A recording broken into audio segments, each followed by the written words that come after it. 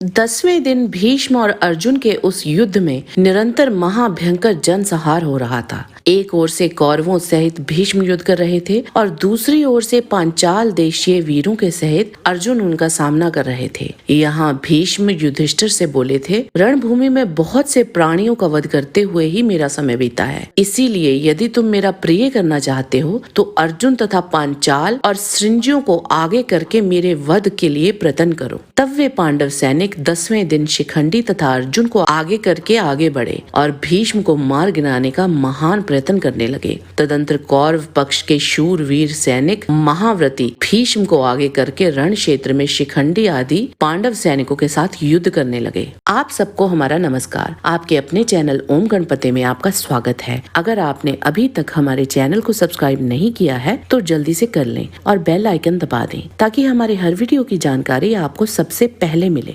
सात्यकी अश्वत्थामा के साथ दुर्योधन अभिमन्यु के साथ युद्ध करने लगे और वहीं मद्र राज शल्य और धर्मराज युधिष्ठिर में भी भीषण युद्ध छिड़ गया। इसी बीच अर्जुन ने भीष्म पितामह के निकट पहुंचकर उन्हें तीखे बाणों द्वारा पीड़ित करते हुए बड़ी सावधानी के साथ उन पर चढ़ाई की। वहां अर्जुन शिखंडी को बार बार ये प्रेरणा देते और कहते थे कि तुम भीष्म की ओर बढ़ो और इन्हें मार डालो। कौरव सैनिक अर्जुन की ओर बड़े ही वेग से बढ़े और अर्जुन ने विविध सेनाओं को विनष्ट कर दिया। उसी समय शिखंडी ने भीष्म के सामने पहुंचकर अनेक बाणों द्वारा तुरंत ही उन्हें आच्छादित कर दिया। भीष्म भी वहां शत्रु सेना पर टूट पड़े। उन्होंने युद्ध में अर्जुन का अनुसरण करने वाले सोमक वंशियों को भी बाणों द्वारा गहरी चोट पहुंचाई। साथ ही युधिष्ठिर की सेना को भी आगे बढ़ने से रोक दिया। उन्होंने रथियों को गिराकर और सवारों सहित घोड़ों को मार गिराया। वहां अर्जुन को तथा शिखंडी को छोड़कर दूसरा कोई ऐसा महारथी नहीं था जो सम्रांगण में भीष्म के सामने जाने का साहस कर पाता।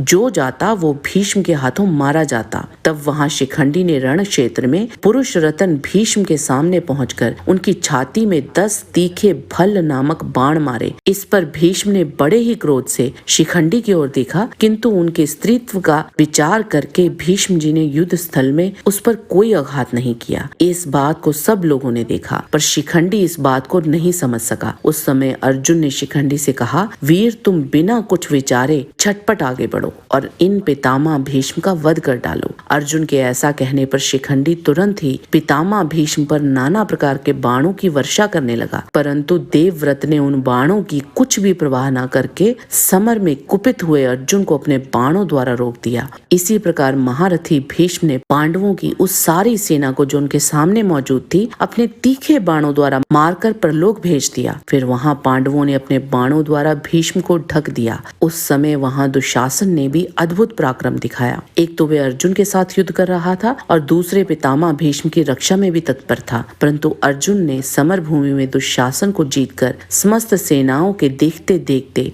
भीष्म पर ही आक्रमण किया। उस समय रण क्षेत्र में शिखंडी भयंकर बाणों द्वारा पितामह भीष्म को घायल करने लगा, परंतु उसके चलाए हुए वे बाण भीष्म पर कोई घाव या वेदना नहीं उत्पन्न कर पा रहे थे। भीष्म उस समय मुस्कुराते हुए उन बाणों की चोट सह रहे थे। भीष्म निरंतर वहां पांडवों की सेनाओं को दग्ध कर रहे थे। उस समय दुर्योधन ने समस्त सैनिकों से कहा, वीरों तुम लोग समर भूमि में अर्जुन पर चारों ओर से धावा करो। धर्मज्ञ भीष्म सम्रांगण में तुम सब लोगों की रक्षा करेंगे, अतः तुम लोग महान भय का परित्याग करके पांडवों के साथ युद्ध करो। तब वह समस्त योद्धा और उनकी सेनाओं ने एक साथ अर्जुन पर धावा बोल दिया, पर महाबली धनंजय ने दिव्यास्त्रों का चिंतन करके उनका धनुष पर संधान किया और उन महावेगशाली अस्त्रों द्वारा सेना सहित उन समस्त महारथियों को जलाकर भस्म कर डाला। उस समय शिखंडी ने युद्ध के लिए आगे बढ़ते हुए भीष्म पर आक्रमण किया। शिखंडी को सामने देख भीष्म ने अपने अग्नि के समान तेजस्वी उस दिव्यास्त्र को समेट लिया। इसी बीच अर्जुन तुरंत ही पितामह भीष्म को मूर्छित करके वहां कौरव सेना का संहार करने लगे। तदंतर शल्य, कृपाचार्य, चित्रसेन, दुशासन और विकर्ण आदि कौरव वीर रथों पर बैठकर पांडवों पर चढ़ आए और भीष्म ने राजा विराट के प्रिय भाई शतानीक को मार गिराया। शतानीक को रण क्षेत्र में मारकर प्रतापी भीष्म ने भल्ल नामक बाणों द्वारा 1000 नरेशों को धराशायी कर दिया। उस रण क्षेत्र में समस्त योद्धा भीष्म के भय से उद्विग्न हो अर्जुन अर्जुन को पुकारने लगे। तब वहां श्री कृष्ण ने अर्जुन से प्रसन्नता पूर्वक कहा, अर्जुन, ये शांतनु नंदन भीष्म दोनों सेनाओं के बीच में खड़े हैं। यदि तुम बलपूर्वक इन्हें मार सको तो तुम्हारी विजय हो जाएगी। तुम्हारे सिवा दूसरा ऐसा कोई नहीं है जो भीष्म के बाणों की चोट को सह सके। इस प्रकार भगवान से प्रेरित होकर अर्जुन ने उसी क्षण अपने बाणों द्वारा ध्वज, रथ और घोड़ों सहित भीष्म को आच्छादित कर दिया। भीष्म ने भी अपने बाण समूहों द्वारा अर्जुन के चलाए हुए बाण समुदाय के टुकड़े टुकड़े कर दिए। तत्पश्चात अपने बाणों द्वारा वे पुनः पांडव महारथियों का शीघ्रता पूर्वक वध करने लगे। भीष्म उन श्रेष्ठ राजाओं के छोड़ते हुए समस्त बाण समूहों का नाश करके पांडवों की विशाल सेना में घुस गए और अपने बाणों द्वारा पांडव सैनिकों के अस्त्र शस्त्रों का विनाश करने लगे। परंतु शिखंडी के स्त्रीत्व का स्मरण करके वे बारंबार मुस्कुराकर रह जाते थे, उन पर बाण नहीं चलाते थे। महारथी भीष्म ने द्रुपद की सेना के 7 रथियों को मार डाला। शिखंडी ने जिन महान बाणों का प्रयोग किया था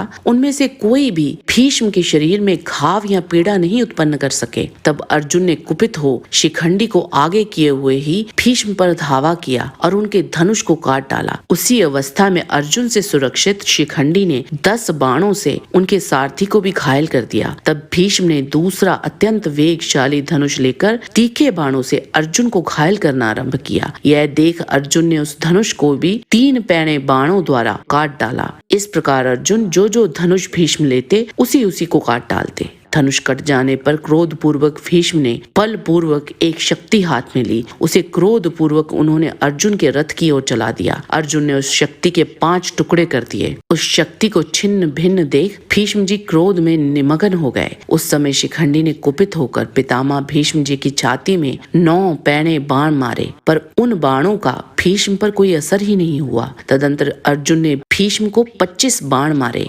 तत्पश्चात पुनः उन्होंने अत्यंत कुपित हो शीघ्रता पूर्वक 100 बाणों द्वारा भीष्म के संपूर्ण अंगों और सभी मर्म स्थानों में आघात किया। इसी प्रकार दूसरे लोगों ने भी सहस्र बाणों द्वारा भीष्म जी को घायल किया। तब महारथी भीष्म ने भी तुरंत ही अपने बाणों द्वारा उन सबको भींद डाला। तत्पश्चात क्रोध में भरे हुए अर्जुन शिखंडी को आगे रखकर पुनः भीष्म की ओर बढ़े। उन्होंने भीष्म जी के धनुष को काट डाला। तब गंगा नंदन भीष्म ने दूसरा अत्यंत प्रबल धनुष हाथ में लिया, परंतु अर्जुन ने 3 तीखे भल्लों द्वारा मारकर उसे भी 3 जगह से खंडित कर दिया। उस महायुद्ध में भीष्म जो धनुष हाथ में लेते थे, कुंती कुमार अर्जुन उसे आधे निमेष में ही काट डालते थे। तब भीष्म ने अर्जुन पर हाथ उठाना बंद कर दिया। फिर भी अर्जुन ने उन्हें 25 बाण मारे। इस प्रकार अत्यंत घायल होने पर महान धनुर्धर भीष्म ने दुशासन से कहा, ये पांडव महारथी अर्जुन युद्ध में क्रुद्ध होकर अनेक सहस्र बाणों द्वारा मुझे घायल कर चुके हैं। इन्हें वज्रधारी इंद्र भी युद्ध में जीत नहीं सकते। इस प्रकार दुशासन और भीष्म में जब बातचीत हो रही थी, उसी समय अर्जुन ने अपने तीखे बाणों द्वारा युद्ध स्थल में शिखंडी को आगे करके भीष्म को क्षत विक्षत कर दिया। तब वे पुनः दुशासन से मुस्कुराते हुए से बोले, ये समस्त बाण शिखंडी के नहीं हो सकते, क्योंकि ये मेरे सुदृढ़ कवच को छेद कर मेरे मर्म स्थानों में आघात कर रहे हैं। इनका वेग वज्र के समान होने के कारण निवारण करना कठिन है। ये शिखंडी के बाण कदापि नहीं हो सकते। गांडीवधारी अर्जुन को छोड़कर अन्य सभी नरेश अपने प्रहारों द्वारा मुझे इतनी पीड़ा नहीं दे सकते। ऐसा कहते हुए उन्होंने अर्जुन पर एक शक्ति चलाई, परंतु अर्जुन ने 3 बाणों द्वारा उनकी उस शक्ति को 3 जगह से काट गिराया। भीष्म ने फिर अपने हाथ में सुवर्ण भूषित ढाल और तलवार ले ली, परंतु वे अभी अपने रथ से उतर भी नहीं पाए थे कि अर्जुन ने अपने बाणों द्वारा उनकी ढाल के 100 टुकड़े कर दिए। वहां बाकी पांडवों ने अपने बाणों की वर्षा से भीष्म का अनुगमन करने वाले समस्त योद्धाओं को मार भगाया। समर में भीष्म सैकड़ों और हजारों वीरों का वध करके स्वयं इस स्थिति में पहुंच गए थे कि उनके शरीर में 2 अंगुल भी ऐसा स्थान नहीं रहा था जो बाणों से बिंद न गया हो।